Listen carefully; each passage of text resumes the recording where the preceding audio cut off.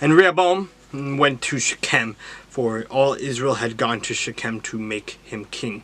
So it happened when Jeroboam the son of Nebat heard it, he was still in Egypt, for he had fled from the presence of King Solomon and had been dwelling in Egypt, that they sent and called him. Then Jeroboam and the whole assembly of Israel came and spoke to Rehoboam, saying, Your father made our yoke heavy. Now therefore lighten the burdensome service of your father and his heavy yoke, which he put on us, and we will serve you. So he said to them, Depart for 3 days, then come back to me. And the people departed. Then King Rehoboam consulted the elders who stood before his father Solomon, which he still lived.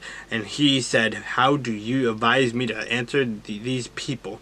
And they spoke to him, saying, If you will be a servant to these people today and serve them, and answer them, and speak good words to them, then they will be your servants forever. But he rejected the advice which the elders had given him, and consulted the young men who had grown up with him, who stood before him.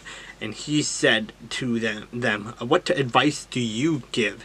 Now how should we answer this people who have spoken to me, saying, Lighten the yoke which your father put on us? Then the young men who had grown up with him spoke to him, saying, Thus you should speak to this people who have spoken to you, saying, Your father made our yoke heavy, but you make it lighter on us. Thus you shall say to them, My little finger shall be thicker than my father's waist. And now, whereas my father had a heavy yoke on you, I will add to your yoke. My father chastised you with whips, but I will chastise you with scourges.